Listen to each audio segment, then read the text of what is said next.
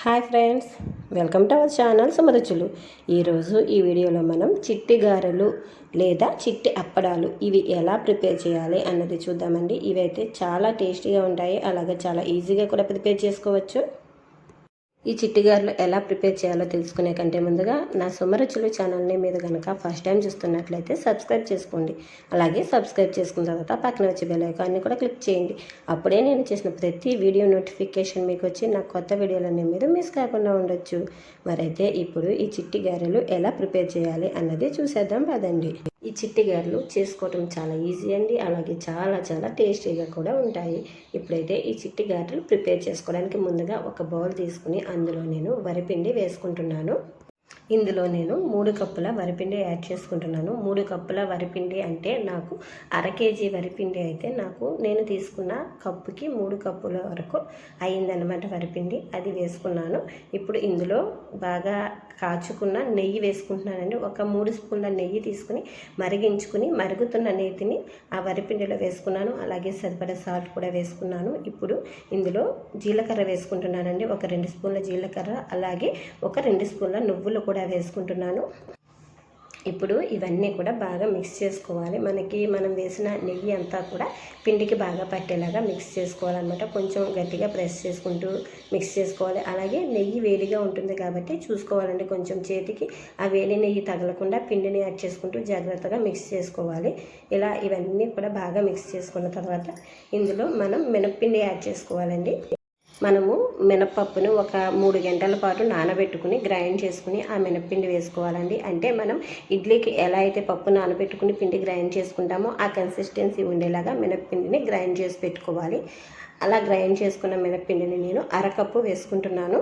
మినప్పిండిని add చేసుకునేటప్పుడు కొంచెం కేర్ఫుల్గా యాడ్ చేసుకోవాలండి. మనం ఎక్కువ మినప్పిండి వేసాము అంటే అవి గట్టిగా అయిపోతాయి. చిట్టి గారెలు అనేవి మనకి సరిగా రావు. కాబట్టి మినప్పిండిని మాత్రం చూసుకొని క్వాంటిటీ అనేది చూసుకొని వేసుకోవాలండి. మనం వేసుకునేటప్పుడు 3 కప్పుల వరిపిండి తీసుకుంటే మనకి 1/2 కప్ మాత్రమే మినప్పిండిని యాడ్ చేసుకోవాలి. అలాగే పప్పు బాగా నానబెట్టుకోవాలి. పప్పు సరిగా నానలేదు అంటే కూడా మనకి చిట్టి గారెలు అనేవి సరిగా రావన్నమాట. ఈ మినప్పిండి వేసిన తర్వాత ఒకసారి బాగా మిక్స్ చేసుకుని ఇప్పుడు అందులో సరిపడా నీళ్లు పోసుకుని దాన్ని మనకి జంతికల పిండి కన్సిస్టెన్సీ ఉండేలాగా మిక్స్ చేసుకోవాలి.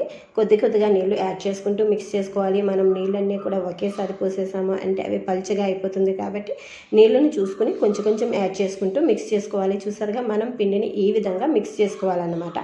ఇప్పుడు దీన్ని మనం చిన్న రౌండ్ బాల్స్ లాగా చేసుకుని వాటిని చిట్టి గారెలు లాగా ఒత్తుకోవాలి. కాబట్టి దానికోసం కొంచెం పిండి తీసుకుని చేత్తో ఇలా రోల్ చేసుకుని ఇప్పుడు దీన్ని మనం చిన్న రౌండ్ బాల్స్ లాగా చేసుకుందాము. అలాగే ముందుగా మనం ఒక తడి బట్ట తీసుకుని దాన్ని ఒక పీట పైన కానీ చాప పైన కానీ పరుచుకోవాలండి. బట్ట తడిగా తడిపి ఉంచుకోవాలి. మనం ఈ పిండి ఎక్కువ క్వాంటిటీలో చేసుకునేటట్లయితే ఆరిపోకుండా ఉండేలాగా పిండి పైన కూడా తడి బట్టను కప్పి ఉంచుకోవాలి. నేను కొంచెమే చేస్తున్నాను కాబట్టి ఆ పిండి పైన తడి బట్ట అనేది వేయలేదు. మనం ఎక్కువ క్వాంటిటీలో చేసుకునేటప్పుడు మాత్రం పిండి పైన తడి బట్టను కప్పి ఉంచుకోవాలి. ఇప్పుడు తీసుకున్న పిండిని చిన్న ఉండలాగా తీసుకుని ముందుగా నేను చెప్పినట్లు ఒక బట్టను తడుపుకొని దాన్ని ఒక పీట పైన కానీ చాప పైన కానీ పరుచుకొని దానిపైన ఈ ఉండలన్నీ కూడా చిన్న సైజు ఉండల్లాగా చేసుకుని పెట్టుకుని అదే తడి బట్టను పైనుంచి కప్పుకోవాలి. మరొక తడి బట్టను పైనుంచి కప్పుకోవాలి. ఇప్పుడు దీన్ని చెంబుతో ఇలా ఒత్తుకోవాలన్నమాట. ఇదైతే చెంబుతో ఒత్తేదైతే పాతకాలం పద్ధతి అండి. ఇది ఎప్పుడో చిన్నప్పుడు మన అమ్మమ్మలు నానమ్మలు చేసే పద్ధతి అన్నమాట ఇది. ఇలా కాకుండా మనం అప్పడాల కర్రతో కూడా చేసుకోవచ్చండి. కానీ మనం చెంబుతో చేస్తేనే మంచి రౌండ్ షేప్ అనేది బాగా వస్తుంది. కొంచెం గట్టిగా ఇలా ప్రెస్ చేయాలి చెంబుని. అప్పుడు మనకి చక్కగా మంచిగా చిన్నగా చిట్టి గారెలు అనేవి రౌండ్గా వస్తాయన్నమాట. చూడండి, నేను ఏ విధంగా చెంబుతో ప్రెస్ చేస్తున్నాను. ఇలా కాకుండా మనం అప్పడాల కర్రతో కూడా ఎలా చేసుకోవాలి అనేది కూడా నేను మీతో చూపిస్తాను ఇదే వీడియోలో. కానీ ఇప్పుడైతే ముందు ఈ చెంబుతో చేసినవి చూసేయండి చక్కగా ఎంత రౌండ్గా వచ్చాయో. మనం ఉండలు పెట్టుకున్న విధానాన్ని బట్టి అవి రౌండ్గా లైన్గా చక్కగా వస్తాయన్నమాట. ఇలా ఇవన్నీ కూడా మనం జాగ్రత్తగా తీసేసుకోవాలి. ఈ బట్టపై నుంచి జాగ్రత్తగా తీసుకుని ఒక ప్లేట్లో కానీ వేసుకోవాలి. లేదు అంటే విసనకర్ర మీద వేసుకుంటే చాలా ఈజీ అండి. ఇది ప్లేట్లో వేసుకుంటే ఏమవుతుందంటే ప్లేట్కి అతుక్కుపోతాయి.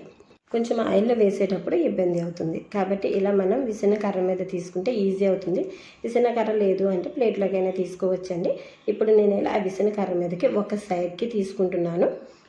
ఇవన్నీ కూడా మనం ఇలా ఒక సైడ్కి పెట్టుకుంటే ఏమిటంటే మనం ఆయిల్లో వేసి ఫ్రై చేసుకునేటప్పుడు వేసుకోవడానికి ఈజీగా ఉంటుంది. ఇలా ఉంచేస్తే అది మనకి ఆయిల్లో అవి ఒకేసారి ఆయిల్లోకి వచ్చేసి చక్కగా ఫ్రై అయిపోతాయి అన్నమాట.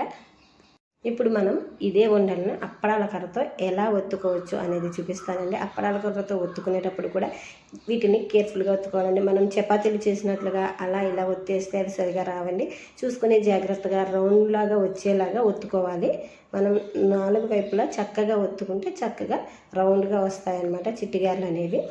కానీ ఇదివరకు అమ్మమ్మలు నానమ్మలు చేసిన పద్ధతి అయితే ఇదేనండి. చెంబుతోటే ప్రిపేర్ చేసుకునేవారు. చెంబు కొంచెం బరువుగా ఉన్న చెంబు తీసుకుని ఆ చెంబుతోటి వాటి మీద ముత్తారంటే చక్కగా చిట్టిగారెలు అనేవి రౌండ్గా ఒకే సైజులో ఒకే షేప్లో చక్కగా వచ్చేవన్నమాట. ఇలా అప్పడాల కర్రతో ఒత్తేసుకున్న తర్వాత వాటిని ప్లేట్లోకి తీసేసుకుందాము. లేదు అంటే విసనకర్ర మీదకైనా తీసుకుందాము. చూసారా చక్కగా ఎలా వచ్చేస్తున్నాయి. ఇవన్నీ కూడా ఇలా తీసేసుకుని ఆయిల్లో వేసుకుని ఫ్రై చేసుకోవాలి. ఆయిల్ వేడెక్కిందండి. నేను చూపించానుగా ప్లేట్లో వేసుకుంటే ఇలానే అతుక్కుపోతాయండి. వేయటం మనం కష్టమవుతుంది వేయటం. అందుకే నేను విసనకర్ర మీదకి తీసాను అనమాట. ప్లేట్లోకి తీసి మీకు చూపిద్దాము ఎట్లాగా ఇబ్బంది అవుతుంది ప్లేట్లోకి తీసుకున్నవి మనం ఆయిల్లో ఫ్రై చేయడానికి వేసుకోవడానికి అనేది మీకు అర్థం అవటం కోసమని ఇలా ప్లేట్లో వేసాను అనమాట. ఇవి ఫ్రై అయిన తర్వాత గోల్డెన్ బ్రౌన్ కలర్ వచ్చే వరకు బాగా ఫ్రై చేసుకోవాలండి. ఇప్పుడు ఇవి బాగా ఫ్రై అయిన తర్వాత తీసేసాను. ఇప్పుడు నేను విసనకర్ర మీద ఒత్తుకున్నవి ఎలా వచ్చాయి అన్నది చూపిస్తాను. చూడండి చక్కగా మనం ఇలా వేసేస్తే చక్కగా అన్నీ కూడా మన చెయ్యి కూడా పెట్టవసరం లేకుండా ఆయిల్లో అన్నీ పడిపోయి చక్కగా డీప్ ఫ్రై అయిపోతాయి. ఇలా అన్నీ వేసేసుకున్న తర్వాత వీటిని ఫ్రై చేసుకోవాలి. ఒకటికొకటి అతుక్కున్నట్లుగా వచ్చినా కూడా అవి ఫ్రై అయ్యేటప్పటికి వేటికి అవే విడిపోతాయండి. మనకి కంగారు ఏం పడవలసిన అవసరం లేదు.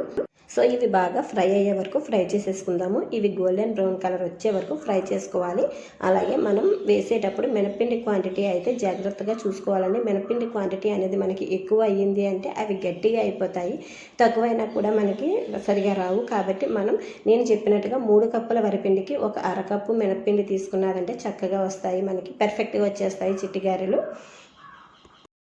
ఈ చిట్టిగారెలు మీ ఇంట్లో కూడా ట్రై చేసి టేస్ట్ చేయండి. టేస్ట్ అయితే సూపర్ ఉంటుంది. ఇలా మంచి కలర్ వచ్చే వరకు ఫ్రై చేసుకుంటే చిట్టిగారెలు సూపర్గా ఉంటాయన్నమాట. చూడండి చక్కగా ఎంత క్రిస్పీగా ఎంత గుల్లగా పొంగుతూ వచ్చాయో. మనకి ఇలా చిట్టిగారెలు పొంగుతూ వచ్చాయి అంటే చక్కగా మనకి గుల్లగా వచ్చినట్టు అనమాట. చూడండి చక్కగా ఇలా చేత్తో ప్రెస్ చేసేటప్పటికి స్మాష్ అయిపోతున్నాయి. చక్కగా ఎంత టేస్టీగా గుల్లగా సూపర్గా ఉన్నాయి ఈ చిట్టిగారెలు. నేను చూపించిన కొలతలతో మీ ఇంట్లో కూడా ట్రై చేసి టేస్ట్ చేయండి. టేస్ట్ చేసిన తర్వాత టేస్ట్ ఎలా ఉంది అనేది నాకు కామెంట్ చేయడం మాత్రం మర్చిపోకండి. అలాగే ఇటువంటి సింపుల్ అండ్ టేస్టీ రెసిపీస్ కోసం నా ఛానల్ని తప్పకుండా సబ్స్క్రైబ్ చేసుకోండి. సబ్స్క్రైబ్ చేసుకున్న తర్వాత పక్కన వచ్చే బెల్ ఐకాన్ని కూడా క్లిక్ చేయండి. అలాగే ఈ వీడియో మీకు నచ్చితే మీ ఫ్రెండ్స్ అందరికీ కూడా షేర్ చేయండి. Thank you friends for watching my video. Share with your friends and family.